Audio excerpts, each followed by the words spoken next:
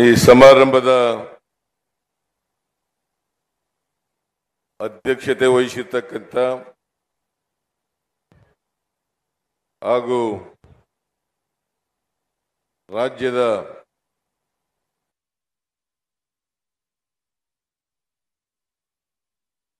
ಸಚಿವರು ಆದಂಥ ನಿಮ್ಮೆಲ್ಲರ ಜನಪ್ರಿಯ ಶಾಸಕರೂ ಆದಂಥ ಡಾಕ್ಟರ್ ಎಂ.ಸಿ. ಸುಧಾಕರ್ ಅವರ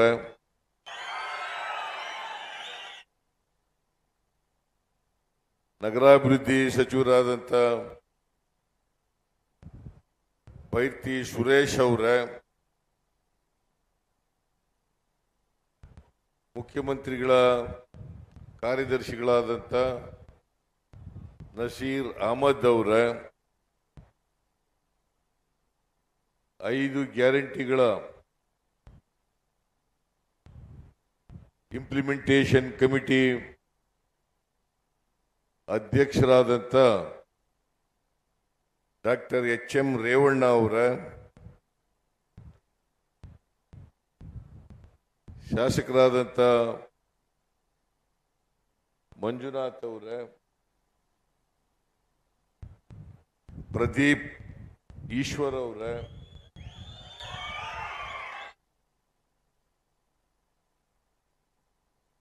ಹಿರಿಯರಾದಂಥ ಹಾಗೂ ಶಾಸಕರಾದಂಥ ಶ್ರೀ ನಾರಾಯಣ ಸ್ವಾಮಿ ಅವರ ಸ್ವಾಮಿ ಗೌಡ ಅವರ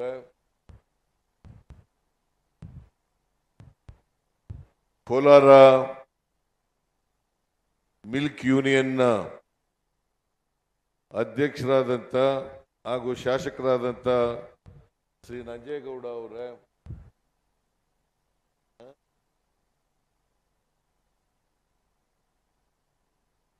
ವೇದಿಕೆ ಮೇಲಿರ್ತಕ್ಕಂಥ ಎಲ್ಲ ಆಹ್ವಾನಿತ ಗಣ್ಯರೇ, ಎಲ್ಲ ಅಧಿಕಾರಿ ಸ್ನೇಹಿತರೆ,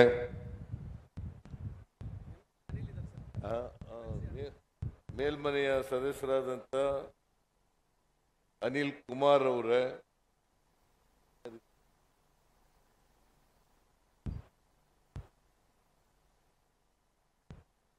ಇಲ್ಲಿ ಇಷ್ಟೊಂದು ದೊಡ್ಡ ಸಂಖ್ಯೆಯಲ್ಲಿ ಆಗಮಿಸಿರ್ತಕ್ಕಂಥ ಎಲ್ಲ ಆತ್ಮೀಯ ಬಂಧುಗಳೇ, ತಾಯಂದಿರೇ, ಎಲ್ಲ ಯುವಕ ಮಿತ್ರರೇ, ಸುದ್ದಿ ಮಾಧ್ಯಮದ ಎಲ್ಲ ಗೆಳೆಯರೇ, ಇವತ್ತು ಚಿಂತಾಮಣಿ ವಿಧಾನಸಭಾ ಕ್ಷೇತ್ರದಲ್ಲಿ ಜಿಲ್ಲಾ ಆಡಳಿತದ ವತಿಯಿಂದ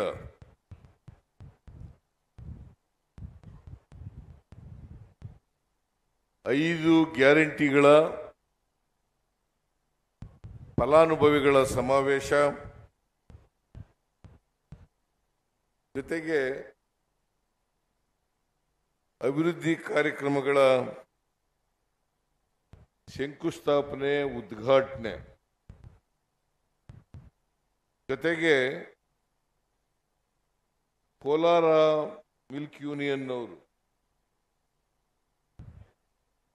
ಇದೇ ಸಂದರ್ಭದಲ್ಲಿ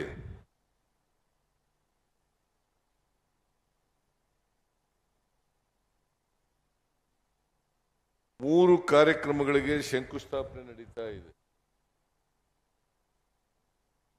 ಒಂದು 53 ಕೋಟಿಗಳ ವೆಚ್ಚದಲ್ಲಿ ಐಸ್ ಕ್ರೀಮ್ ಉತ್ಪಾದನಾ ಘಟಕ ಸ್ಥಾಪನೆ. ಎರಡನೇದು ಕೋಲಾರ ಮುಖ್ಯ ಡೇರಿ, ಮೆಗಾ ಡೇರಿ ಶೀತಲ ಕೇಂದ್ರಗಳು,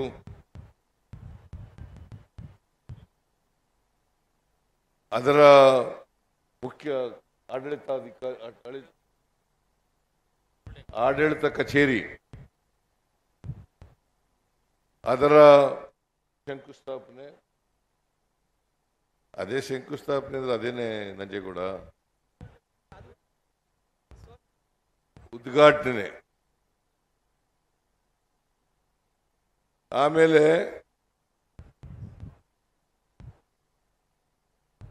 12 ಮೆಗಾವ್ಯಾಟ್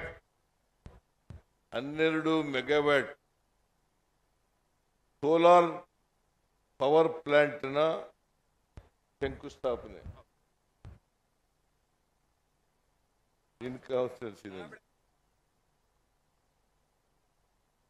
ಇವೆಲ್ಲಕ್ಕೂ ಕೂಡ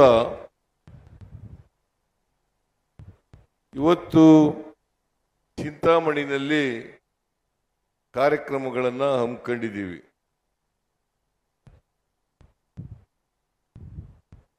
ಎಲ್ಲ ಕಾರ್ಯಕ್ರಮಗಳ ಉದ್ಘಾಟನೆಯನ್ನ ಅತ್ಯಂತ ಸಂತೋಷದಿಂದ ನೆರವೇರಿಸಿದ್ದೇನೆ ಅಂತಕ್ಕಂಥ ಮಾತುಗಳನ್ನು ಹೇಳಲಿಕ್ಕೆ ಬಯಸ್ತಾ ಇದ್ದೇನೆ.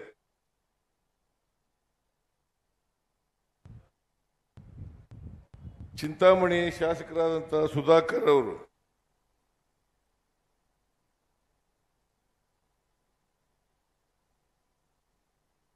ಬಹಳ ಕ್ರಿಯಾಶೀಲ ಮಂತ್ರಿ.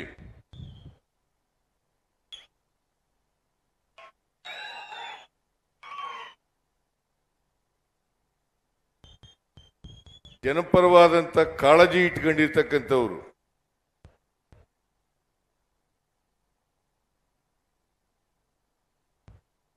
ಅವರು ಉನ್ನತ ಶಿಕ್ಷಣ ಸಚಿವರಾಗಿ ಬಹಳ ಉತ್ತಮ ರೀತಿಯಲ್ಲಿ ಕೆಲಸ ಮಾಡ್ತಾ ಇದ್ದಾರೆ.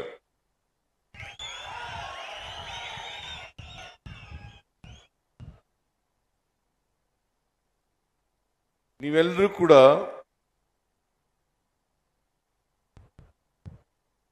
ಒಬ್ಬ ಕ್ರಿಯಾಶೀಲ ಜನಪರವಾದಂತ ಕಾಳಜಿ ಇರ್ತಕ್ಕಂಥ ಶಾಸಕನನ್ನ ಆಯ್ಕೆ ಮಾಡ್ಕೊಂಡಿದ್ದೀರಿ.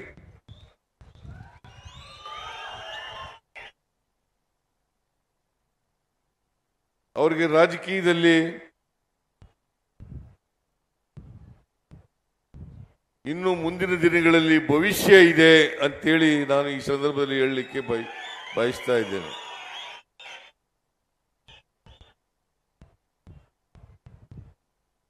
ಯಾರೇ ಜನಪ್ರತಿನಿಧಿಗೆ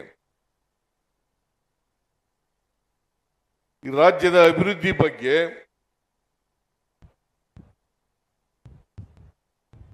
ಕ್ಷೇತ್ರದ ಅಭಿವೃದ್ಧಿ ಬಗ್ಗೆ ಯಾರಿಗೆ ಕಾಳಜಿ ಇರ್ತದೆ ಅವರು ರಾಜಕೀಯವಾಗಿ ಬೆಳೀಲಿಕ್ಕೆ ಸಾಧ್ಯ ಆಗ್ತದೆ. ಆ ಎಲ್ಲ ಗುಣಗಳನ್ನ ಸುಧಾಕರ್ ಅವರು ಪಡೆದಿದ್ದಾರೆ ಅಂತಕ್ಕಂಥ ಮಾತುಗಳನ್ನ ಹೇಳಲಿಕ್ಕೆ ಬಯಸ್ತಾ ಇದ್ದೇನೆ.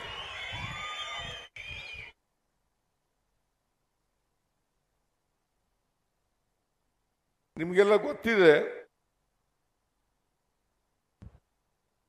ಚುನಾವಣಾ ಪೂರ್ವದಲ್ಲಿ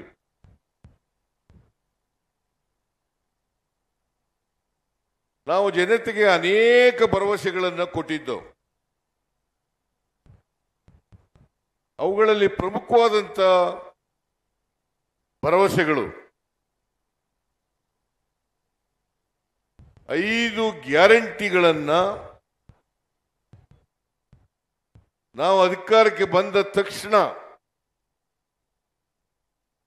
ಯಾರಿಗೆ ಕೊಡ್ತೇವೆ ಅಂತಕ್ಕಂಥ ಮಾತುಗಳನ್ನ ಹೇಳಿದ್ದು. ಈ ಮಾತನ್ನ ಹೇಳುವಾಗ ಕರ್ನಾಟಕದಲ್ಲಿರ್ತಕ್ಕಂಥ ಮಹಿಳೆಯರು ಮತ್ತು ಬಡವರ ಸಮಸ್ಯೆಗಳನ್ನ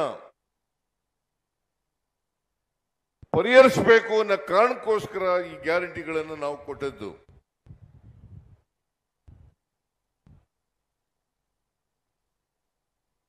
ಇವತ್ತು ಕೇಂದ್ರ ಸರ್ಕಾರದ ನೀತಿಯಿಂದ ಬೆಲೆ ಏರಿಕೆ ಆಗಿದೆ.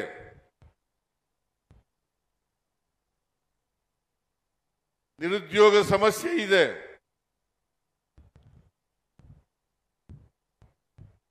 ರೈತರು ಅನೇಕ ಕಷ್ಟಗಳನ್ನು ಎದುರಿಸ್ತಾ ಇದ್ದಾರೆ. ಈ ಕಾರಣಕ್ಕೋಸ್ಕರ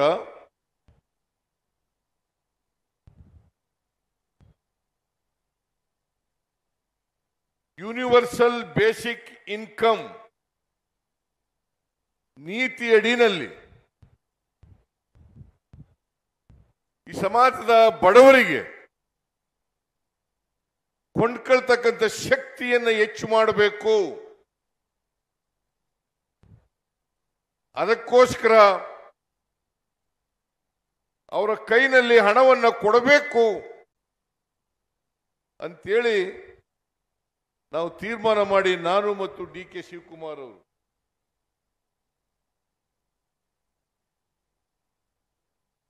ರುಜುವು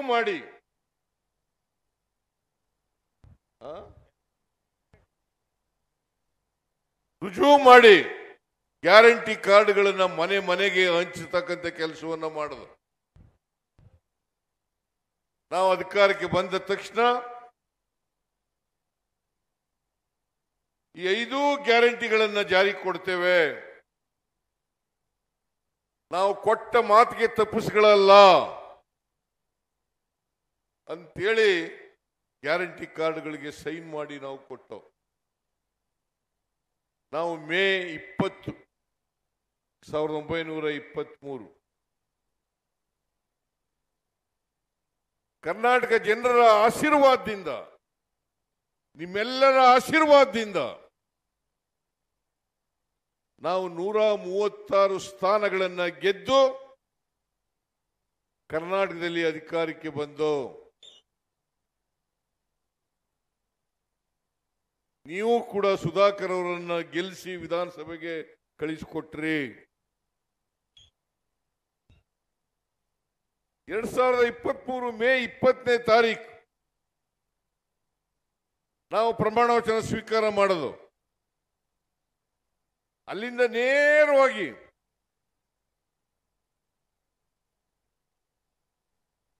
ವಿಧಾನಸೌಧದ ಕ್ಯಾಬಿನೆಟ್ ಹಾಲ್ನಲ್ಲಿ ತೀರ್ಮಾನವನ್ನು ಮಾಡೋದು. 5 ಗ್ಯಾರಂಟಿಗಳನ್ನು ಜಾರಿ ಕೊಡಬೇಕು ಅಂತೇಳಿ ಆದೇಶ ಹೊರಡಿಸ್ತು. 5 ಗ್ಯಾರಂಟಿಗಳನ್ನು ಈಗಾಗಲೇ ಸುಧಾಕರ್ ಅವರು ಹೇಳಿದ್ದಾರೆ. ಶಕ್ತಿ ಯೋಜನೆ,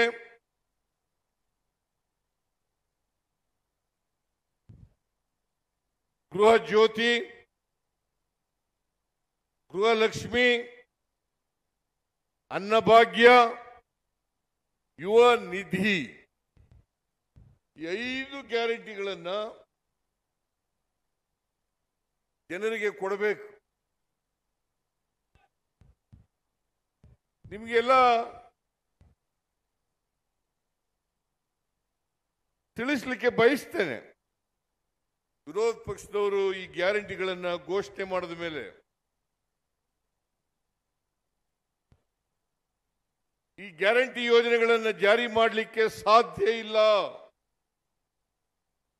ಒಂದು ವೇಳೆ ಜಾರಿ ಮಾಡಿದ್ರೆ ಕರ್ನಾಟಕದ ಖಜಾನೆ ಖಾಲಿಯಾಗ್ಬಿಡ್ತದೆ. ಕರ್ನಾಟಕದ ಆರ್ಥಿಕ ಪರಿಸ್ಥಿತಿ ದಿವಾಳಿಯಾಗ್ಬಿಡ್ತದೆ. ಇದನ್ನ ಬಿಜೆಪಿಯವರು ಅಪಪ್ರಚಾರವನ್ನು ಮಾಡಿದ್ರು.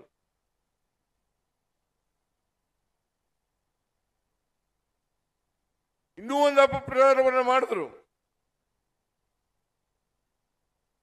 ಈ ಗ್ಯಾರಂಟಿ ಯೋಜನೆಗಳು ಚುನಾವಣೆ ಆದ್ಮೇಲೆ ನಿಲ್ಲಿಸ್ಬಿಡ್ತಾರೆ.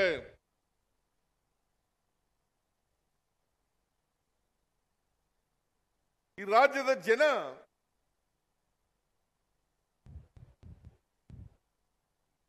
ದಡ್ಡರಲ್ಲ. ಬಿಜೆಪಿಯವರು ತಿಳ್ಕೊಂಡಿದ್ದಾರೆ ಈ ರಾಜ್ಯದ ಜನರನ್ನ ದಾರಿ ತಪ್ಪಿಸಬಹುದು, ಸುಳ್ಳು ಹೇಳಿ ನಂಬಿಸಬಹುದು ಅಂತೇಳಿ ತಿಳ್ಕೊಂಡಿದ್ದಾರೆ. ಆದರೆ ಬಿಜೆಪಿಯವರು ಜನರನ್ನ ದಾರಿ ತಪ್ಪಿಸೋದ್ರ ಬದಲು ಅವರೇ ಮೂರ್ಖರಾಗಿದ್ದಾರೆ ಅಂತಕ್ಕಂಥ ಮಾತುಗಳನ್ನು ಹೇಳಲಿಕ್ಕೆ ಬಯಸ್ತಾ ಇದ್ದೇನೆ. ಇವತ್ತು ಇಲ್ಲೆಲ್ಲ ನೋಡಿದ್ದೀರಿ, ಅಭಿವೃದ್ಧಿ ಕೆಲಸಗಳಿಗೆ ಶಂಕುಸ್ಥಾಪನೆ ಮತ್ತು ಉದ್ಘಾಟನೆ ಮಾಡ್ತಕ್ಕಂಥ ಕೆಲಸ ಮಾಡಿದ್ದೀವಿ.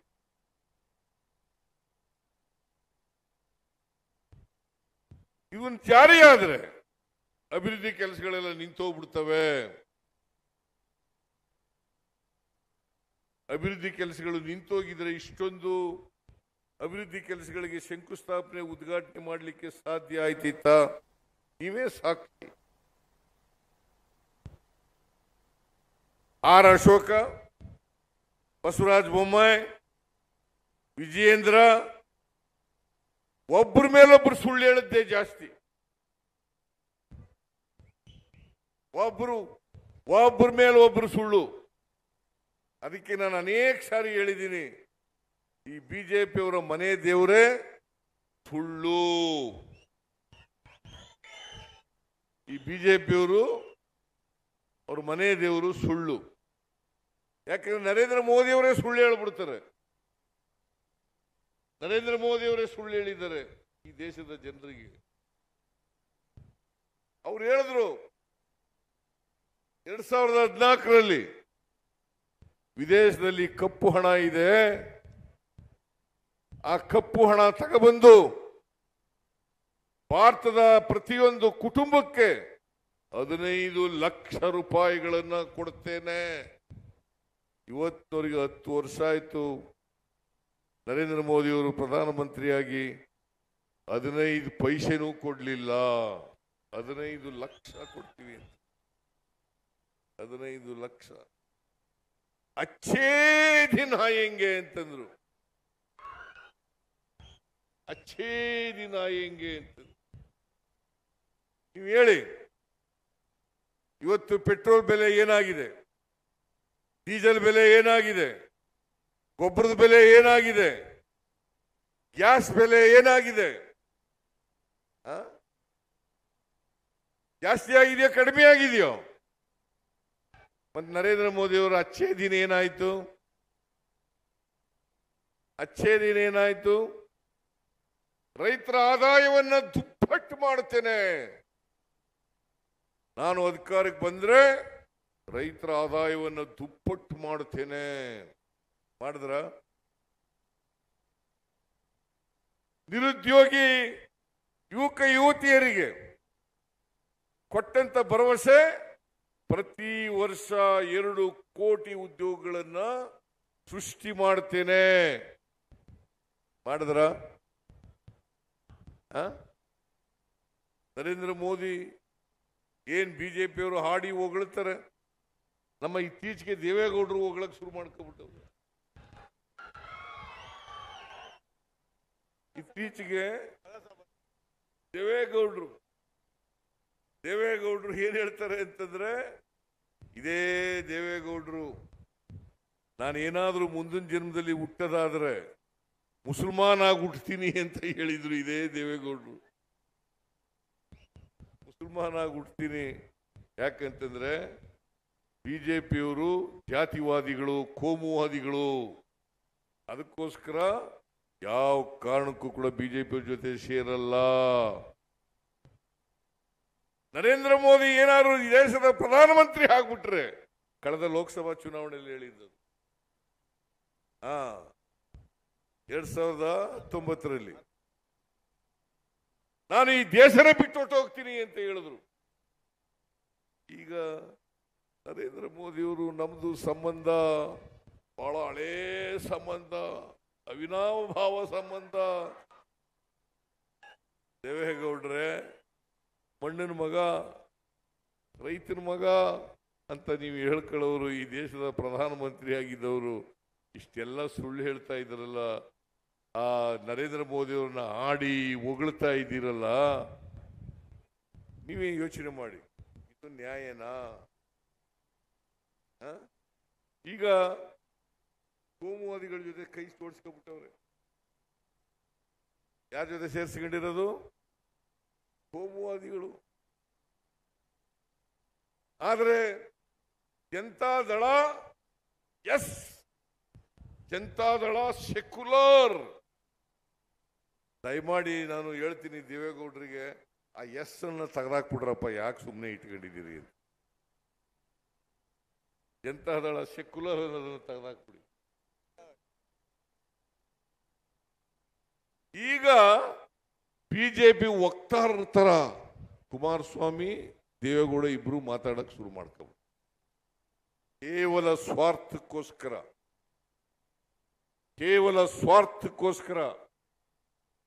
ಬಿಜೆಪಿ ಜೊತೆ ಶಾಮೀಲಾಗಿ ಇವತ್ತು ಕರ್ನಾಟಕ ರಾಜ್ಯದ ಅಭಿವೃದ್ಧಿಗೆ ಧಕ್ಕೆ ಮಾಡ್ತಕ್ಕಂಥ ಕೆಲಸವನ್ನು ಮಾಡ್ತಾ ಇದ್ದಾರೆ. ಬಿಜೆಪಿಯವರು ಹೇಳ್ತಕ್ಕಂಥ ಸುಳ್ಳಿನಲ್ಲಿ ಇವರು ಕೂಡ ಸೇರ್ಕೊಂಡಿದ್ದಾರೆ ಅಂತಕ್ಕಂಥ ಮಾತುಗಳನ್ನ ಹೇಳಲಿಕ್ಕೆ ಬಯಸ್ತಾ ಇದ್ದೇನೆ. ಆದರೆ ನಾವು ಈ ಯಾವ ಮಾತುಗಳಿಂದ ಕೂಡ ಧೃತಿಗೆಡಲಿಲ್ಲ. ಜೂನ್ 11ನೇ ತಾರೀಕು 2023 ಶಕ್ತಿ ಯೋಜನೆಗೆ ಚಾಲನೆಯನ್ನು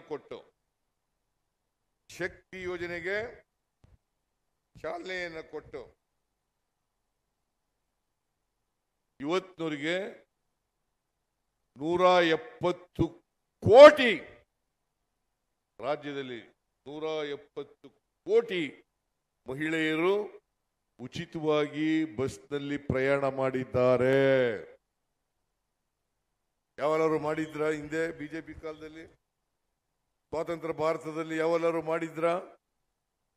ಇದನ್ನು ಮಾಡಿರೋರು ಕಾಂಗ್ರೆಸ್ ಸರ್ಕಾರ, ನಮ್ಮ ಸರ್ಕಾರ, ನಿಮ್ಮ ಸರ್ಕಾರ ಅಂತಕ್ಕಂಥದನ್ನು ತಿಳಿಸ್ಲಿಕ್ಕೆ ಬಯಸ್ತಾ ಇದೆ.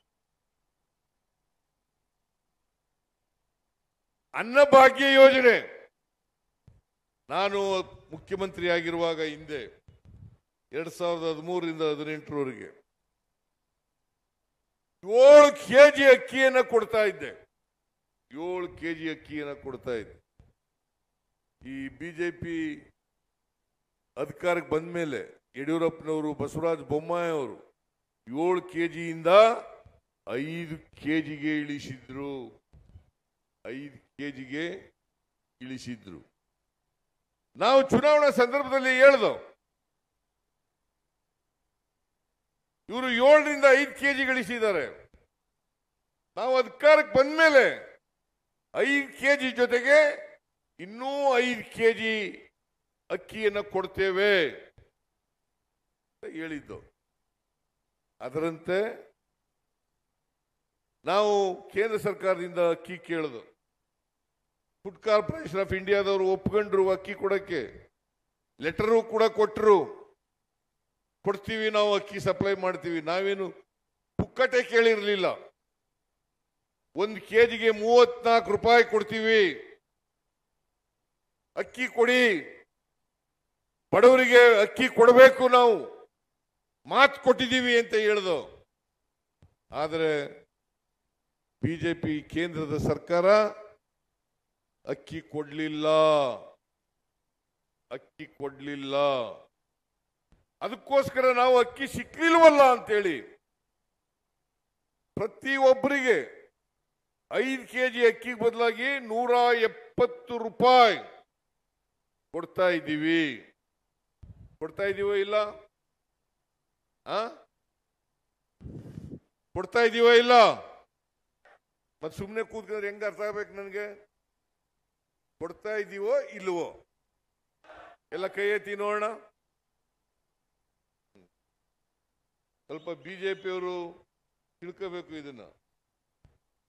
ಬಿಜೆಪಿಯವರು ತಿಳ್ಕೋಬೇಕು. 5 ಕೆಜಿ ಅಕ್ಕಿಯನ್ನ ಕೊಡ್ತಾ ಇದ್ದೀವಿ. ಯಾಕಪ್ಪ ಅಂತಂದ್ರೆ ಯಾರು ಹಸಿದು ಮಲಗಬಾರದು, 3 ಹೊತ್ತು ಊಟ ಮಾಡಲೇಬೇಕು. ಕರ್ನಾಟಕ ಹಸಿವು ಮುಕ್ತ ರಾಜ್ಯ ಆಗಬೇಕು. ಕರ್ನಾಟಕ ಹಸಿವು ಮುಕ್ತ ರಾಜ್ಯ ಆಗಬೇಕು. ಎಲ್ಲ ಬಡವರು ಕೂಡ ಶ್ರೀಮಂತರ ತರನೇ ಊಟ ಮಾಡತಕ್ಕಂಥ ವ್ಯವಸ್ಥೆ ಕರ್ನಾಟಕದಲ್ಲಿ ಬರಬೇಕು ಅಂತಕ್ಕಂಥದ್ದು ನಮ್ಮ ಉದ್ದೇಶ. ಹೊಟ್ಟೆ ತುಂಬ ಊಟ ಮಾಡಬೇಕು. ಈ ಕಾರ್ಯಕ್ರಮವನ್ನು ಕೂಡ ಜಾರಿ ಕೊಟ್ಟಿದ್ದೀವಿ. ಗೃಹ ಜ್ಯೋತಿ, ಯಾರು 200 ಯೂನಿಟ್ ವರೆಗೆ ವಿದ್ಯುತ್ ಶಕ್ತಿಯನ್ನು ಬಳಸ್ತಾರೆ ಪ್ರತಿ ತಿಂಗಳು, ಅವ್ರಿಗೆ ಉಚಿತವಾಗಿ ವಿದ್ಯುತ್ತನ್ನು ಕೊಡ್ತಾ ಇದ್ದೀವಿ. ಸರ್ಕಾರ ಕರ್ನಾಟಕ ಎಲೆಕ್ಟ್ರಿಸಿಟಿ ಬೋರ್ಡ್ಗೆ ದುಡ್ಡನ್ನು ಕಟ್ಟಿಕೊಡ್ತಾ ಇದೆ. 200 ಯೂನಿಟ್ ವರೆಗೆ ಫ್ರೀಯಾಗಿ ಕರೆಂಟ್ ಕೊಡ್ತಾ ಇದೀವಲ್ಲ, ನಾವು ಕೊಡ್ತಾ ಇದೀವೋ ಇಲ್ಲ? 200 ಯೂನಿಟ್ ವರೆಗೆ ಫ್ರೀ ಕರೆಂಟ್, ಅದು ದುಡ್ಡೆಲ್ಲ ಉಳಿತಾಯ ಆಗ್ತದೆ. ಆ ದುಡ್ಡು ಉಳಿತಾಯ ಆಗ್ತದೆ. ಗೃಹ ಜ್ಯೋತಿ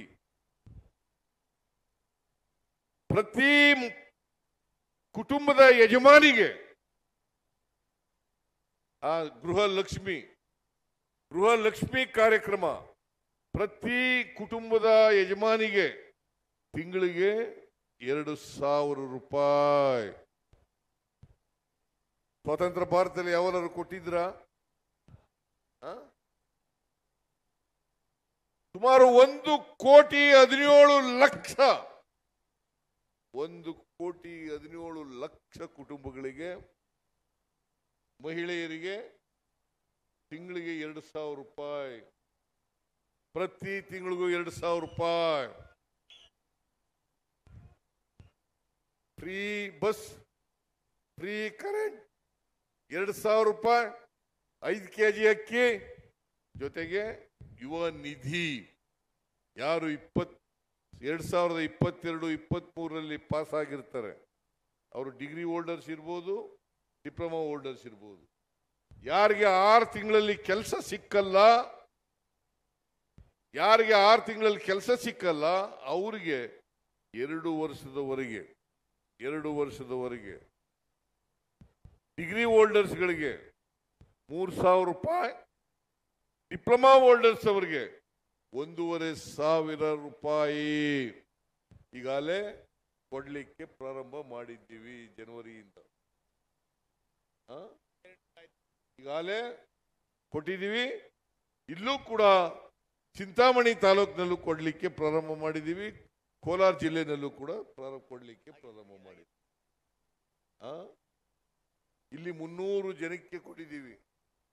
ಆಮೇಲೆ ಅದ್ರ ಜೊತೆಗೆ ಸ್ಕಿಲ್ ಡೆವಲಪ್ಮೆಂಟ್ ಟ್ರೈನಿಂಗ್ ಕೂಡ ಕೊಡ್ತೀವಿ.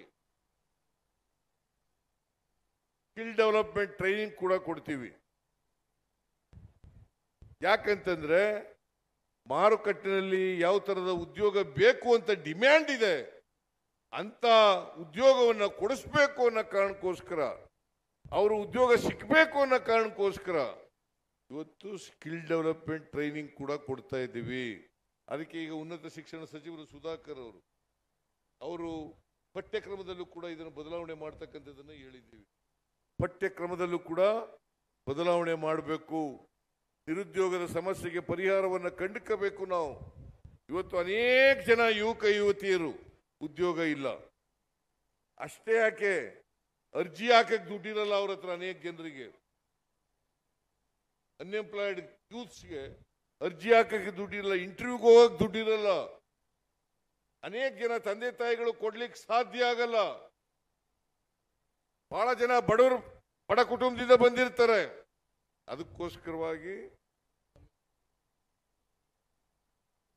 ಅದಕ್ಕೋಸ್ಕರ ಸ್ಕಿಲ್ ಡೆವಲಪ್ಮೆಂಟ್ ಇಲಾಖೆ ವತಿಯಿಂದ ಸ್ಕಿಲ್ ಡೆವಲಪ್ಮೆಂಟ್ ಟ್ರೈನಿಂಗ್ ಕೂಡ ಕೊಡ್ತೀವಿ. ಇತ್ತೀಚೆಗೆ ಬೆಂಗಳೂರು ಅರಮನೆಯಲ್ಲಿ ಉದ್ಯೋಗ ಮೇಳವನ್ನ ಆಚರಣೆ ಮಾಡಿದ್ದು. ಸುಮಾರು 10,000 ಉದ್ಯೋಗಗಳನ್ನ ಮಾಡಿಕೊಟ್ಟು, 10,000 ಉದ್ಯೋಗಗಳು, ಸುಮಾರು 80,000 ನಿರುದ್ಯೋಗಿಗಳು ಭಾಗವಹಿಸಿದರು, ಯುವಕ ಯುವತಿಯರು ಭಾಗವಹಿಸಿದರು.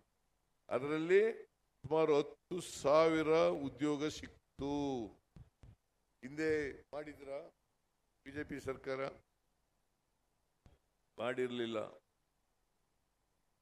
ಹೀಗೆ 5 ಗ್ಯಾರಂಟಿಗಳನ್ನ ಜಾರಿಗೆ ಕೊಟ್ಟು ಇವತ್ತು 1,20,000 ಕುಟುಂಬಗಳು 1,20,00,000 ಕುಟುಂಬಗಳು ಇದರ ಲಾಭವನ್ನ ಪಡಿತಾ ಇದ್ದಾವೆ. ಇದರ ಲಾಭವನ್ನ ಪಡಿತಾ ಇದ್ದಾರೆ. ಇಲ್ಲಿ ಎಷ್ಟು ಜನ ಪಡಿತಾ ಇದ್ದಾರೆ? DC ಎಷ್ಟು ಜನ ಪಡಿತಾ ಇದ್ದಾರೆ ಇಲ್ಲಿ? ಬರೀ ಚಿಂತಾಮಣಿ ತಾಲೂಕಿನಲ್ಲಿ 3 ಲಕ್ಷಕ್ಕೂ ಹೆಚ್ಚು ಜನರು ಜಿಲ್ಲೆನಲ್ಲಿ 3 ಲಕ್ಷಕ್ಕೂ ಹೆಚ್ಚು ಜನರು ಇದರ ಲಾಭವನ್ನ ಪಡಿತಾ ಇದ್ದಾರೆ. 3 ಲಕ್ಷಕ್ಕೂ ಹೆಚ್ಚು ಜನರಿಗೆ ಎಲ್ಲ ಜಾತಿ ಎಲ್ಲ ಧರ್ಮ ಅಷ್ಟೇ ಯಾಕೆ ಬಿಜೆಪಿಲಿರತಕ್ಕಂಥ ಬಡವರಿಗೂ ಕೂಡ ಕೊಡ್ತಾ ಇದ್ದೀವಿ. ಬಿಜೆಪಿ JDS ಅವ್ರಿಗೂ ಕೂಡ ಕೊಡ್ತಾ ಇದ್ದೀವಿ. ಪಕ್ಷಾತೀತವಾಗಿ ಜಾತ್ಯತೀತವಾಗಿ ಎಲ್ಲ ಬಡವರಿಗೂ ಕೂಡ ಶಕ್ತಿ ತುಂಬತಕ್ಕಂಥ ಕೆಲಸವನ್ನು ಮಾಡ್ತಾ ಇದ್ದೀವಿ. ಇದರಿಂದ 4 ಕೋಟಿ ಸುಮಾರು 60 ಲಕ್ಷ ಜನರು ಇದರ ಲಾಭವನ್ನ ಪಡಿತಾ ಇದ್ದಾರೆ.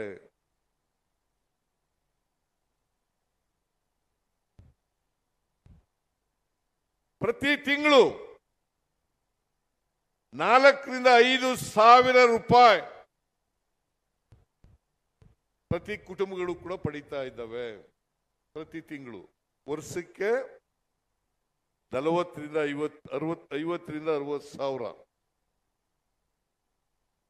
ವರ್ಷಕ್ಕೆ 2.5 ಲಕ್ಷದಿಂದ 3 ಲಕ್ಷ ರೂಪಾಯಿ ಇದನ್ನ ನೇರವಾಗಿ ಫಲಾನುಭವಿಗಳ ಕೈಗೆ ಕೊಡ್ತಾ ಇದ್ದೀವಿ. ಇದರಿಂದ ಏನಾಗಿದೆ ಅಂತಂದ್ರೆ ಇವತ್ತು ಎಲ್ಲ ಕಡೆ ನನಗೆ ಧರ್ಮಸ್ಥಳದ ಹೆಗ್ಡೆ ಅವರು ಪತ್ರ ಬರೆದಿದ್ರು.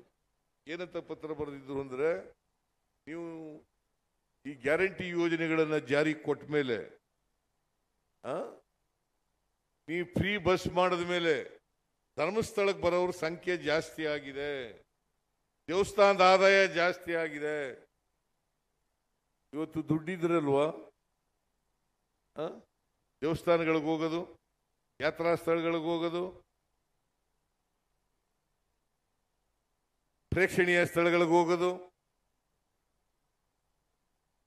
ಹೋಟೆಲ್ಗೆ ಹೋಗೋದು, ಅಂಗಡಿಗೆ ಹೋಗೋದು. ದುಡ್ಡೇ ಇಲ್ಲದವ್ರು ಎಲ್ಲೋ ಹೋಗಕ್ಕೆ ಸಾಧ್ಯ ಆಗ್ತದೆ.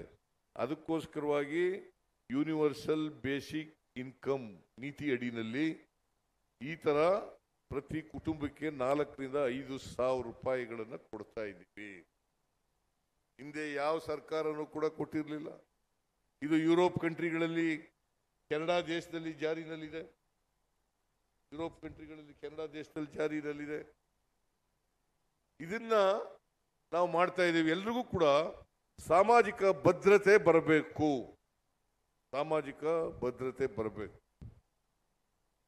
ಅವರು ಆರ್ಥಿಕವಾಗಿ ಸಾಮಾಜಿಕವಾಗಿ ಮೇಲೆ ಬಂದಾಗ ಮಾತ್ರ ಎಲ್ಲರೂ ಕೂಡ ಮುಖ್ಯವಾಗಿ ಇಲ್ಲಿಗೆ ಬರಲಿಕ್ಕೆ ಸಾಧ್ಯ ಆಗ್ತದೆ. ಇಲ್ಲದೆ ಹೋದರೆ ಅವರಿಗೆ ಸಾಮಾಜಿಕವಾಗಿ ಆರ್ಥಿಕವಾಗಿ ಶಕ್ತಿ ಇಲ್ಲದೆ ಹೋದರೆ ಸಮಾನತೆಯ ಸಮಾಜ ನಿರ್ಮಾಣ ಮಾಡಲಿಕ್ಕೆ ಸಾಧ್ಯ ಇಲ್ಲ.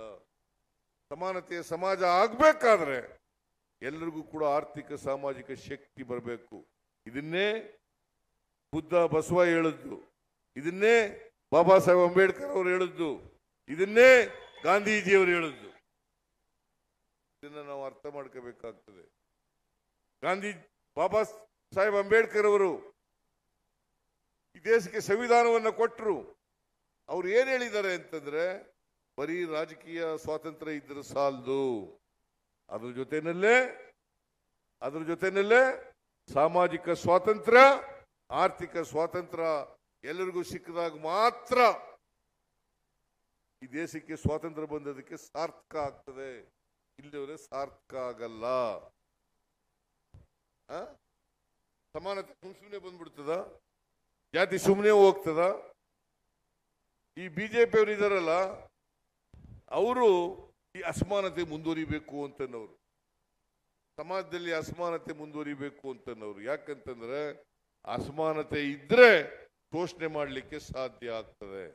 ಅದಕ್ಕೋಸ್ಕರನೇ ಅವರು ಮನುವಾದದಲ್ಲಿ ನಂಬಿಕೆ ಇಟ್ಕೊಂಡಿರ್ತಕ್ಕಂಥವ್ರು. ಮನುವಾದದಲ್ಲಿ ನಂಬಿಕೆ ಇಟ್ಕೊಂಡಿರ್ತಕ್ಕಂಥವ್ರು, ಜಾತಿ ವ್ಯವಸ್ಥೆಯಲ್ಲಿ ನಂಬಿಕೆ ಇಟ್ಕೊಂಡಿರ್ತಕ್ಕಂಥವ್ರು, ನಾವು ಸಮಾನತೆಯನ್ನು ಬಯಸ್ತಕ್ಕಂಥವ್ರು. ಅದಕ್ಕೋಸ್ಕರ ಇಲ್ಲಿ ಮಾದೇವಪ್ಪ ಇದ್ದಾರೆ. ಪ್ರತಿ ಶಾಲಾ ಕಾಲೇಜುಗಳಲ್ಲಿ, ಪ್ರತಿ ಕಚೇರಿಗಳಲ್ಲಿ ಸಂವಿಧಾನದ ಪೀಠಿಕೆ ಗೊತ್ತಾಗಬೇಕು ಅಂತೇಳಿ ಅದನ್ನು ಓದಿಸ್ತಕ್ಕಂಥ ಕೆಲಸವನ್ನು ಮಾಡ್ತಾ ಇದ್ದಾರೆ.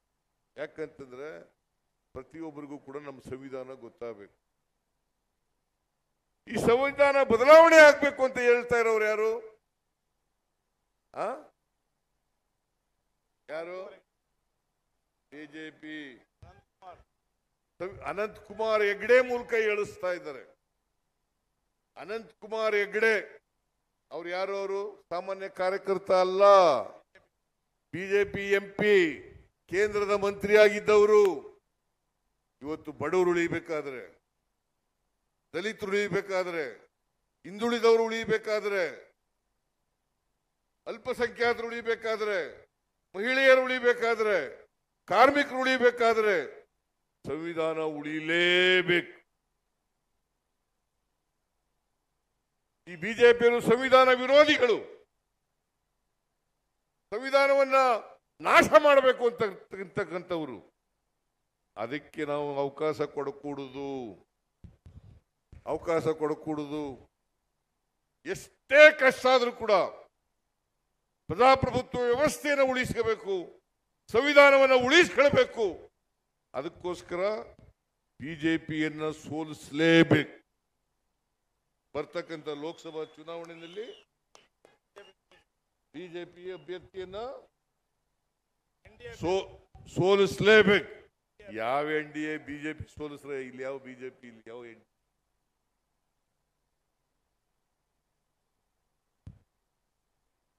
ಇದನ್ನ ನೀವು ಮುಂದ್ಬರ್ತಕ್ಕಂಥ ಚುನಾವಣೆಯಲ್ಲಿ ಮಾಡಲೇಬೇಕು. ಆದ್ರೆ ಇಷ್ಟು ಮಾತ್ರ ಹೇಳ್ತೀನಿ, ಕೋಲಾರದ ಸಮಗ್ರ ಅಭಿವೃದ್ಧಿ ಮಾಡ್ತಕ್ಕಂಥ, ಚಿಂತಾಮಣಿ ಕ್ಷೇತ್ರದ ಅಭಿವೃದ್ಧಿ ಮಾಡ್ತಕ್ಕಂಥ ಜವಾಬ್ದಾರಿ ನಮ್ಮದು. 5 ವರ್ಷದಲ್ಲಿ ಈಗ ಸುಧಾಕರ್ ಹೇಳಿದ್ರು, ಕೆರೆಗಳನ್ನು ನೀರು ತುಂಬಿಸ್ತಕ್ಕಂಥ ಯೋಜನೆ ಯಾರು ಮಾಡದ್ದು? ಅದನ್ನ ನಮ್ಮ ಕಾಲದಲ್ಲಿ ಮಾಡದ್ದು ಕೆಸಿ ವ್ಯಾಲಿ, HN ವ್ಯಾಲಿ, ಈಗ Vrishabhavati valley, KC valley, HN valley, Vrishabhavati valley ಅದನ್ನ ಮಾಡಿ ಕೋಲಾರ, ಚಿಕ್ಕಬಳ್ಳಾಪುರ, ಬೆಂಗಳೂರು ಗ್ರಾಮಾಂತರ ಈ ಜಿಲ್ಲೆಗಳಿಗೆ, ತುಮಕೂರು ಈ ಜಿಲ್ಲೆಗಳಲ್ಲಿ